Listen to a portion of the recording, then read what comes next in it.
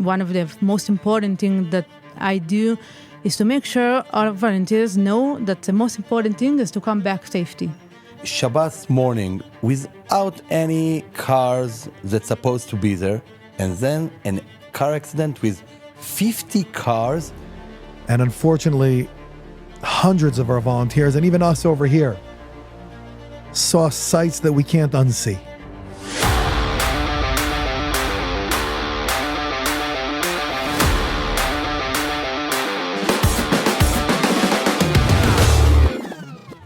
Hi, I'm Dovie Maisel, Vice President of Operations for United Hatzalah, Israel's largest volunteer EMS organization. And I'm Elad Bachar, the head of the medical division. And welcome to another episode of Masters of Emergency. This isn't a regular episode. We're actually starting a series of 8 episodes which will encapsulate the unfolding, minute by minute, hour by hour of October 7th, which was the biggest terror attack in the history of the world. Looking per capita in Israel, over 1,400 people murdered, slaughtered in 26 towns, cities, villages, kibbutzim, country roads, and whatnot. On this very unique journey, we'll be taking you into the deep down details, stories from the field, volunteers, paramedics, EMTs, doctors, situational awareness, dispatching, considerations, incident command, mass casualty incident on scale of unprecedented numbers and fatalities. It's going to be a journey that's therapeutic to a certain extent, as the trauma that we've all experienced in this, and the year, we're now standing a year since these events, and the war, Iron Swords, which opened following this attack, is still ongoing. We're on high alert here, undergoing a very, very, very challenging year, and not knowing yet what will be in the future. We also know that it will probably get worse before it gets better, and we are bracing here and preparing constantly. That said, looking back at this year, looking back at that very challenging day, the horrific day, we decided to create this 8-episode series, going into the depth of it, sharing it with you as professionals and just regular audience that wants to hear minute by minute, as unpresented ever before, will be here on our Masters of Emergency. I think with that, Elad, we'll be seeing a lot of guests as we broke this up into the 8 episodes. We'll have 8 different individuals taking part in this, sharing their own experiences on this day, where they were, what they did, the challenges that they were posed with, the heroic acts that they performed, representing over 1,000 volunteers that took part in this effort. I can say that looking back and researching what was done on this day, over 1,000 people were treated by over 1,000 volunteers that went in there. Ambulances, jeeps, tons and tons of equipment and resources. And I'd like to start off, let's take it off with you. And then I'll share from my end. On October 7th, Saturday morning, 6:28, the minute before, where did that catch you? So I slept my house, a kibbutz, northern Israel, 6:28. Everything was normal, I suppose. 6:29, we started to get on the radio a lot of alerts from the missiles at the southern Israel. But at first, it looked like a very big attack, but not as we will see later. Like we're used to. Yeah, I thought that, 10 minutes, 15 minutes, and we are after this event, and we can back to sleep, and everything will be normal. It's Saturday at the kibbutz. It was a day full of events in the kibbutz, very, very happy events because of the Sukkot holiday and everything. And then I saw that after 10, 15 minutes, 20 minutes, 25 minutes, the alerts keep coming. We heard about the Miflasim car accident with... Well, we were on the phone already from very early. We opened a conversation call with the operation managers, with Dovie and the operation manager of the organization. And we talk about, what will happen if, and stuff like this. I wanted to go directly to the south of Israel, but Dovie says, I don't know, maybe you'll stay up north.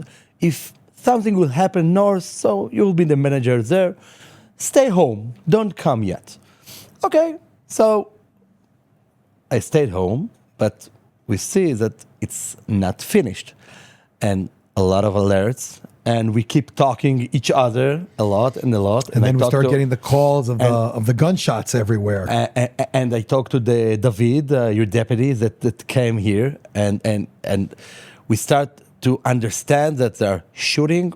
I don't know, it's the road, and you see the television, the pickup trucks, the Toyota pickup trucks with the terrorists, and then I heard about Ofakim. And later we'll talk to, and next episode we'll talk to Elad.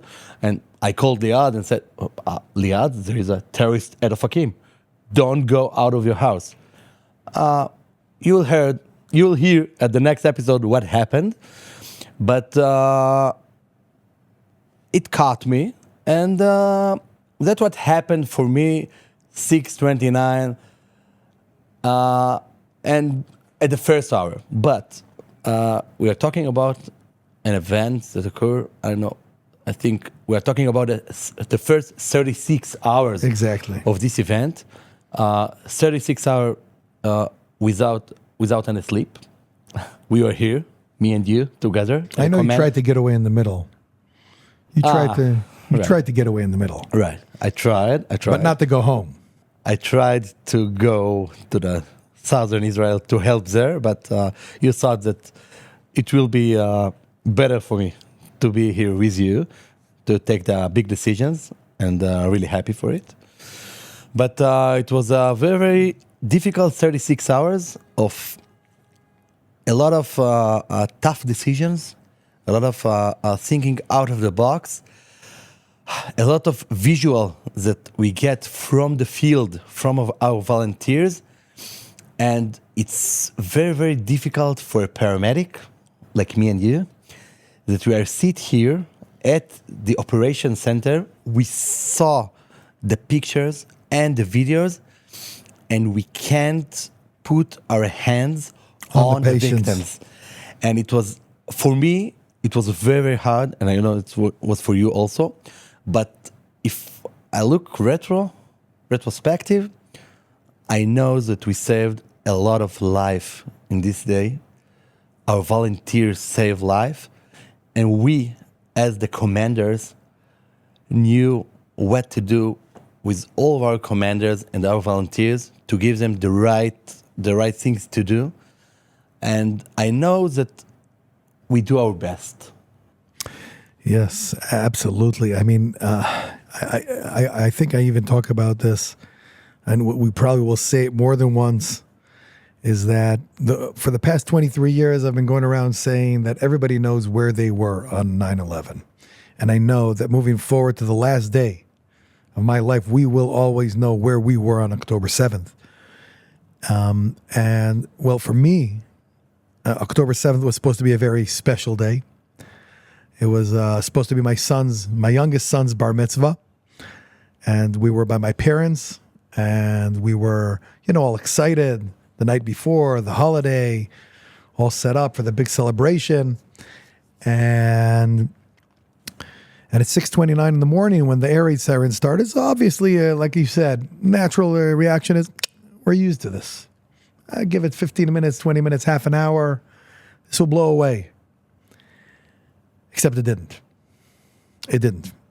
And instead, as the minutes unfolded, with my deputy here and Rachel, who will be seen on this episode shortly, coming in and seeing the incidents unfold and the scale and the speed of the development of this. I mean, looking back at this, it was over 6,000 people that entered from Gaza, over 3,000 armed terrorists that entered 26 towns, cities, villages, kibbutzim, country roads, the Nova Festival, which is a peace festival, slaughtering, killing, raping, and you were talking about sites.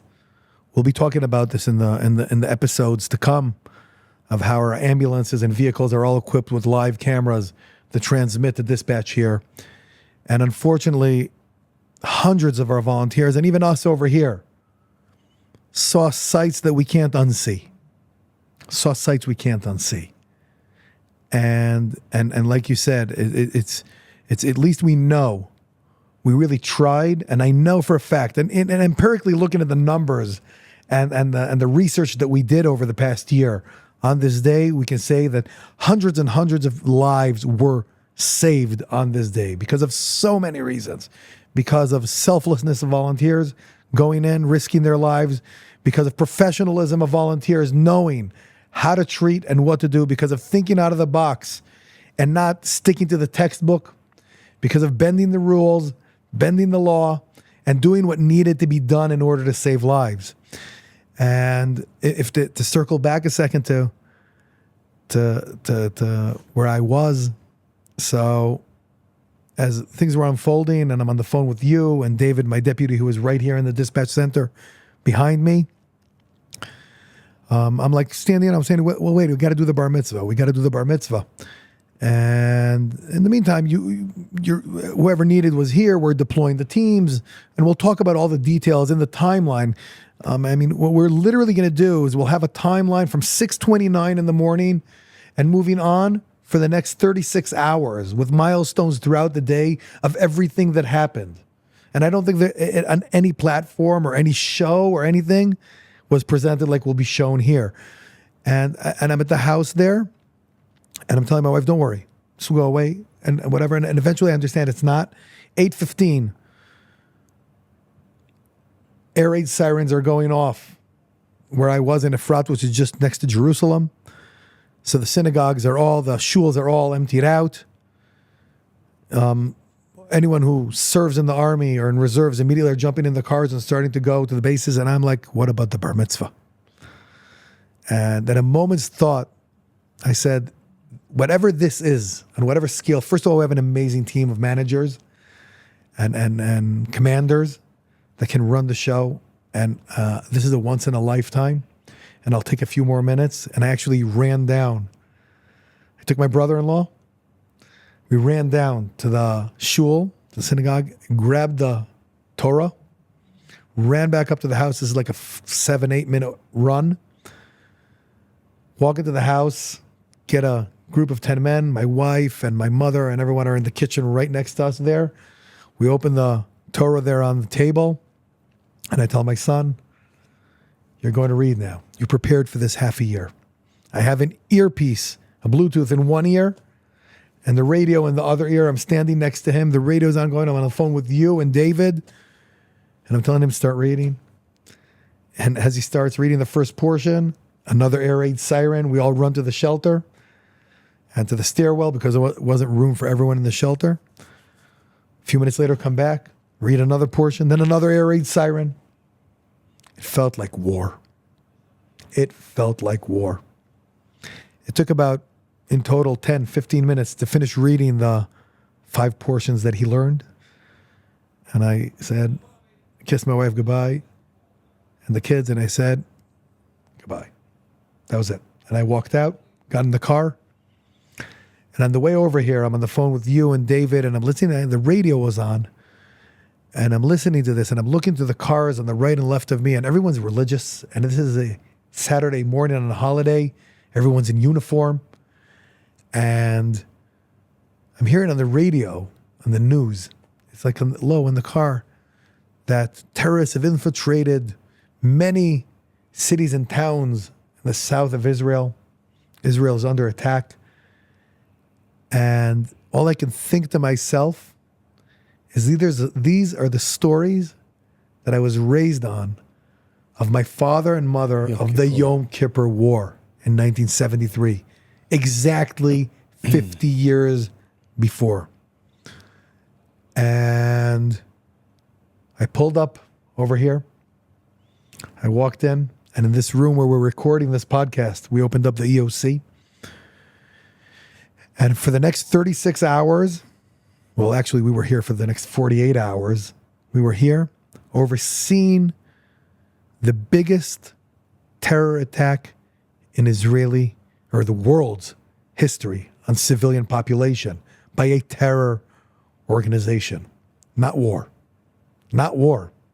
This was a terror attack. This was a massacre, killing babies and children and women and people in their homes. And to see these sites and to do the actions that these volunteers did is something that I don't think the world has faced before.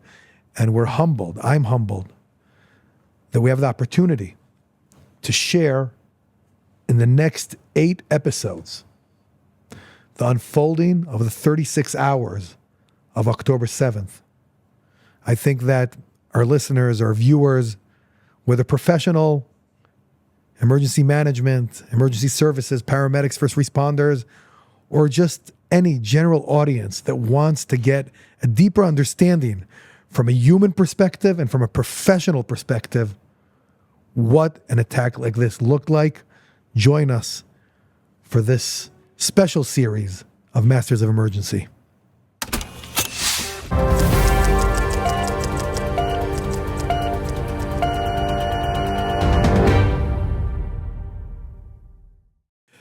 Yeah, so it's actually time to start diving into the timeline of this horrific 36-hour tragedy of October 7th. And I have the privilege to have our own Rachel Zubeta, who is the head of the emergency department at United Hatzalah and a volunteer of many years. Her regular role is actually to manage our mass casualty incident exercises, the debriefs, and she's one of our own masters of disasters, if I may say. The organization prepared. Yeah, Preparation. She's in charge of the organizational preparedness for these incidents exactly, not on this scale. But that said, Rachel, welcome. Thank you very much. Thank you for having me. Are you kidding? It's a team. So I think we'll start off where everything started, and that's 6:29 a.m. Or I stand correct when Rachel says 6:28 and 37 seconds. Right. Yeah, she's into the exact numbers and figures as part of the role. So 6:29 a.m., air raid sirens start all over the south. Immediately start going up to the more north of Gaza and the places that were regular to experience air raid sirens. You know, I had just mentioned my own experience of how this morning hit me and how it affected me and where it caught me. And there's the famous saying that everyone will always remember, where were you on 9/11?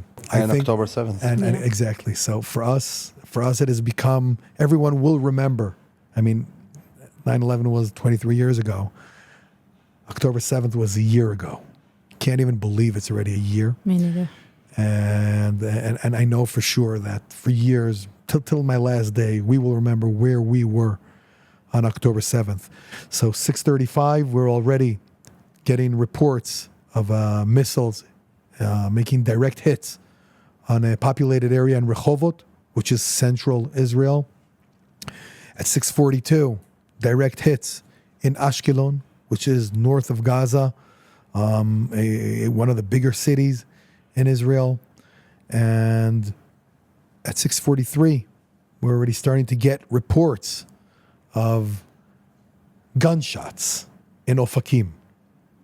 Because until this point, it was air raid sirens, which we might be used to. But before I go on with the timeline, Rachel, first of all, start off by telling us, first of all, where this caught you.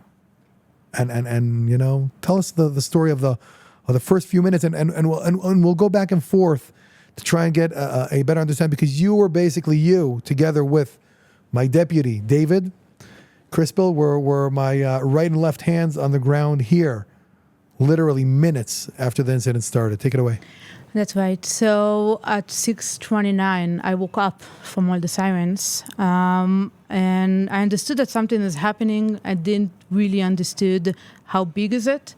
So I remember myself moving to my couch to open the phone to try to understand what's going on.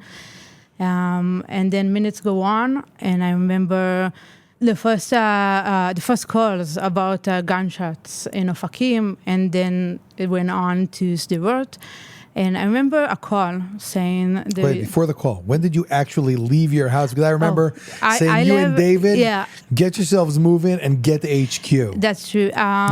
So I woke up at 6:29. I left my house at 6:36. I was here already by 6:45 because I live 12 minutes away.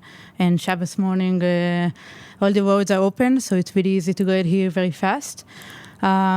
But when I go a little bit back, before I left the house, I was on the phone call with you, Dovie and David, trying to understand what's going on, trying to figure out what's going on here in the heads at the headquarters. Thank you. In the dispatch. Yeah, right in the behind dispatch. And when we try to understand, we decided, I started to call to all our volunteers. We have special volunteers that they are working under me by... They're the operational coordinators. Yeah. So I started to call all of them. All our South volunteers started to tell them what's going on, that we know very little, and that they need to prepare. They need to prepare to be in charge wherever they live, to gather all the volunteers next to them, and to be in charge and work as they know, as we train every day around the year. And then I left the house. And all the way to the headquarters, I was in phones with also the volunteers, also with you, Dovie, with David, because David got here a minute and a half before I did.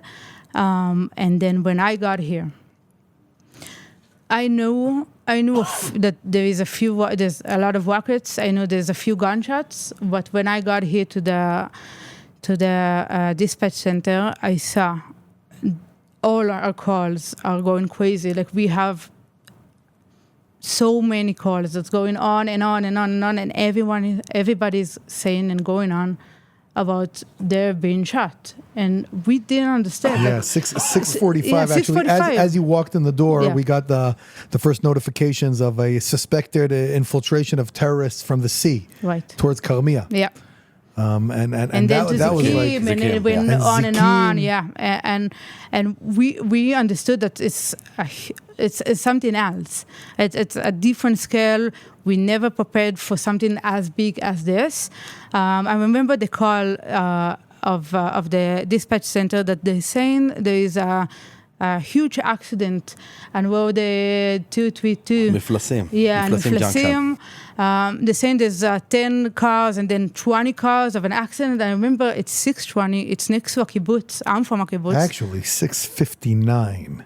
Yeah, 6:59 was the call about the Miflasim car pile up. Yeah. And I was on the phone on the conference with you and David. Right, and we were already seeing what's going on the ground, because we had volunteers that did the carbine call, and they started to let us know what's That's going on. That's a technology that actually feeds in live video to dispatch of what's going on the ground. But even you jumped to 6:59. Right, there's so much more. So much happened between the moment you walked in here at 6:45 and 7:69. We're talking about direct hits on buildings in Ashkelon. We're talking about direct hits on buildings in Rehovot. We're talking about shooting in Karmia, in Zikim.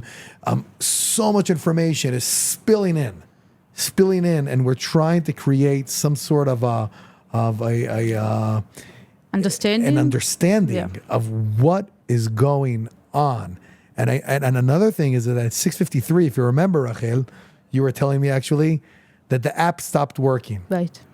Tell us a little bit about the app and what it does, and how how important it is for our operational So the app, capabilities. yeah, right. So the app stopped working around 6:53, and when it stopped, we stopped getting the calls from the app, and the only calls we got were the civilians that calling us to say what's going on. I'll just explain Yeah. to our listeners that the app that you're talking about, Rachel, is the Ministry of Health's emergency dispatch app for first responders, which on the day-to-day basis drives a lot of the emergencies that we respond to via this app. And it's 6:53. We're talking 24 minutes into the incident. Boom, that went down, and it didn't come back up for 48 hours, basically.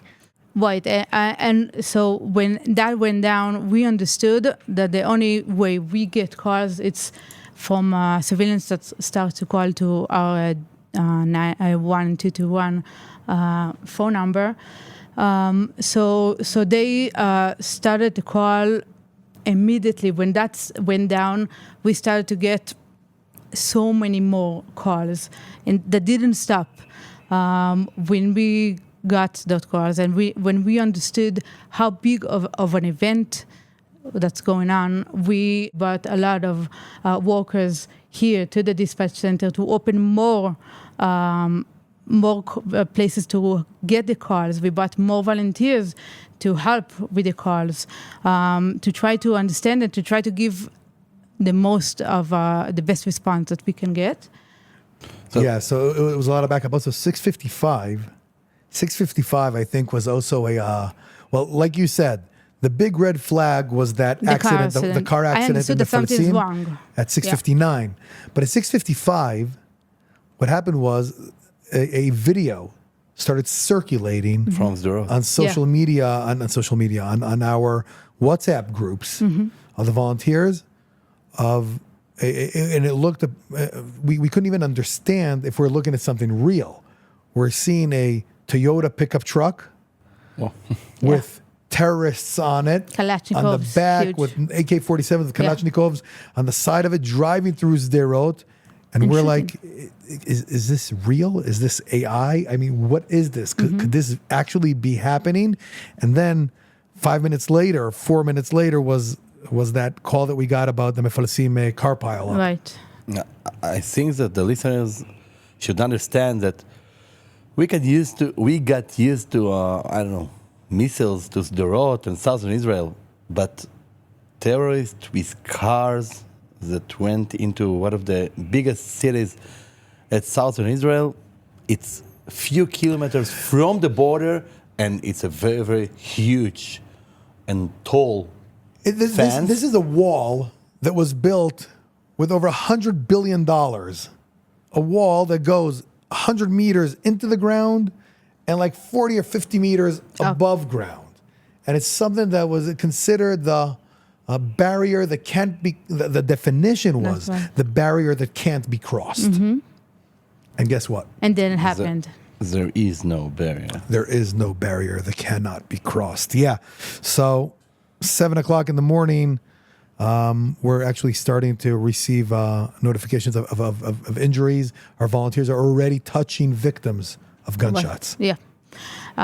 So our own volunteers from Sderot, from Ofakim, later from Netivot also, they started calling and telling us that they are treating gunshot after gunshot after gunshot. They need more help. They need more volunteers. And they're asking, where is everyone? Why nobody is coming to help us? Why are we here alone? What's going on?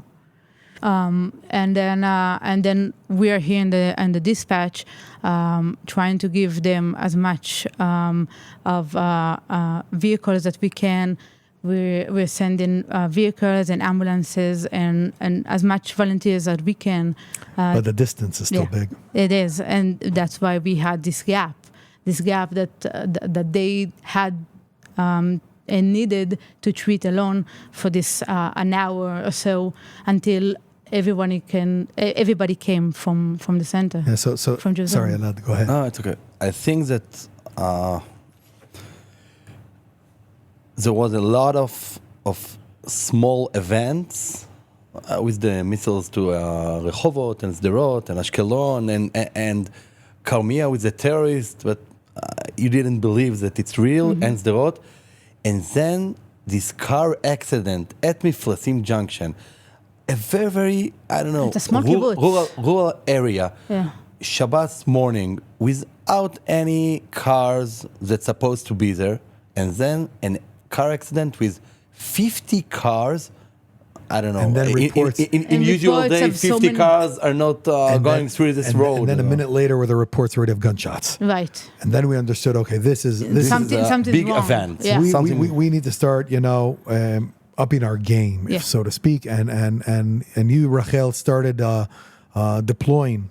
Right. I'm on the phone with you and David here, and you start deploying additional resources from regional areas, starting to mobilize and prepare teams from other cities. Talk about the logistical center. Yeah. So we started to make, I can say it, like groups of volunteers from all around, from the center, from Jerusalem. We started to tell them to go down to the south, if it's from ambulances, and volunteers from the center, from Tel Aviv, Ramat Gan, and so. And we understood that we need a lot of logistics equipment. That means we needed trucks and trucks of medical devices. We needed bulletproof vest to take down to help all our volunteers. At a day-to-day basis, we have of a third of our volunteers have in the day-of-day basis bulletproof vest, bulletproof vest, and we understood that we need to take down all our equipment so we can help our volunteers to go treat the victims and also try to help themselves and not get hurt. Yeah, Dovie?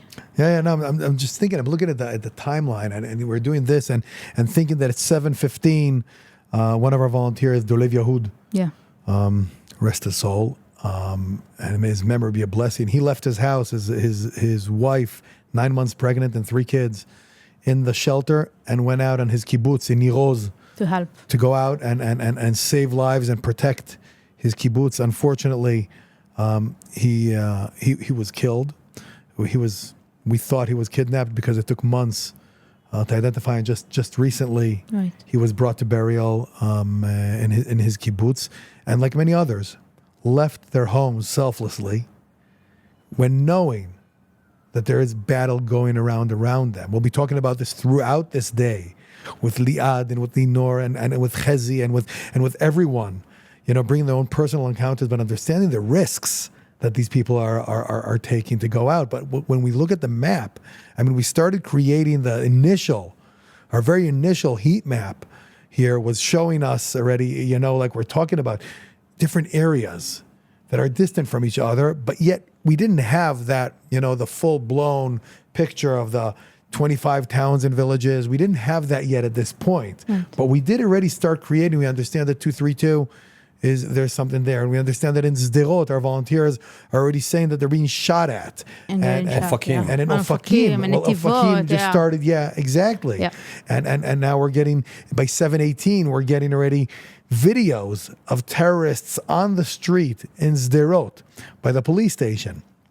And unbelievable. It was.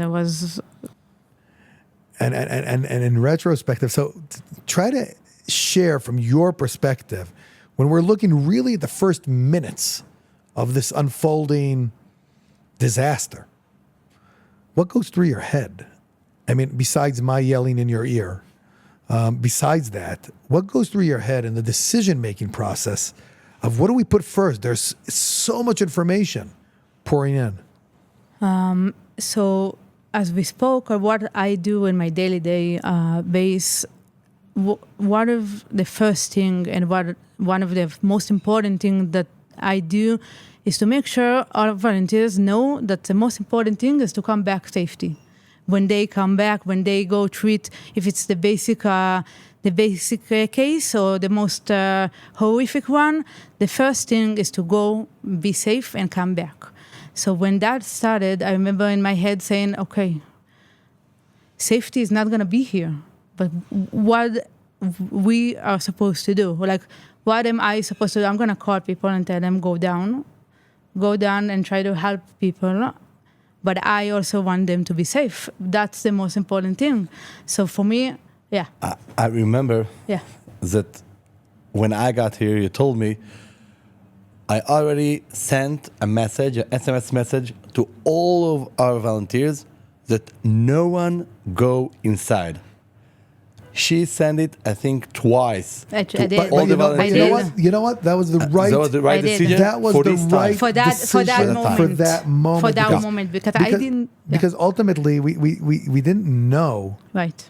the magnitude of this event yet. So our automatic response is safety first. Stay out of the perimeter of the hot zone. Wait for law enforcement. Wait for army. Wait for whoever it is. Exactly. And then the volunteers, they're calling me and saying, no one's here. What do you, tell me what to do. Do I go in or do I stay? But I know they need the help.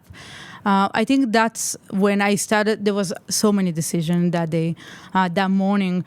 Before even 7 a.m, there was so many, I would call it small and big decisions to understand what we as an organization needs to do and what I as Rachel needs to tell the volunteers, because they call and ask. So I remember me telling them the first few minutes to stay back. And then we had the conversations, the three of us. We had the conversations about what are we supposed to do and how we want to take this moment, and what you did, Dovie. You asked me. I remember the question you asked. What would you do? And I remember telling you that I want to go down right now. I want to go and save lives. I will go in, and I will go in nonstop. All of us wanted this. Yeah, I will go in nonstop and try to help as much as I can, as long as I can do it. And I remember, if you remember what you said to me, and that was the switch for me. You asked, when I said that, you asked, okay, that's what we do. That's our DNA, our volunteers' DNA. And then I understood, and then I did the switch in my head, because before that switch, I knew people are getting hurt, and still I wanted to save our volunteers. So I had to have that switch, and then everything changed. Wow. I don't even remember answering that. Yeah. Wow. I think it's the right time to wrap this episode. Goosebumps. Well, you know, that's to end the first episode on a high. So I think if to you know, first of all, Rachel, I have to thank you personally. You know, someone who ran with me on that day and week and months after, and this whole year of the situation that the war is still going on, and we're still preparing for difficult days. It'll probably get harder before it gets. It'll probably get worse before it gets better, unfortunately. But we have a lot of lessons learned, and if we recap on the important pointers, the takeaways are trying to create an assessment of the situation, working according to what we trained for all year long. And yes, safety first at that point was important until we understood that there's no other choice. Right. Looking out for our subordinates, our volunteers that are out there. Yeah. Knowing, like you said, we want them to go out and save lives, but we want them to come home safe, and also to implement, like you told them, do what you were trained for. Right. When you spoke to them at 6:30 in the morning, calling each and every one of the my coordinators in the South, you told them the time has come. Do what you were trained for. Yeah. Exactly. So wrapping up, we're only at 7:22 in the morning. We're less than an hour into this horrific day. In the next episode, we'll be talking to Liad Ochana, our chief paramedic that lives in Ofakim and woke up to the air raid sirens and then had to leave his home to the gunshots right outside, treating hundreds and hundreds of people in his own community. I want to also dedicate this first episode of this series of 8 episodes that we're doing of the timeline of this horrific day in memory of Dolev Yehoud, a dedicated volunteer of ours that lost his life while out there saving lives on this day, and to the others who are still kidnapped, and the recovery of those who are injured. Make sure to subscribe to the podcast. Follow us on social media. And remember, in an emergency, preparation, training, it saved lives. And we'll see this so much, how the preparation saved lives on October 7th. Thank you very much. Thank you. Thanks.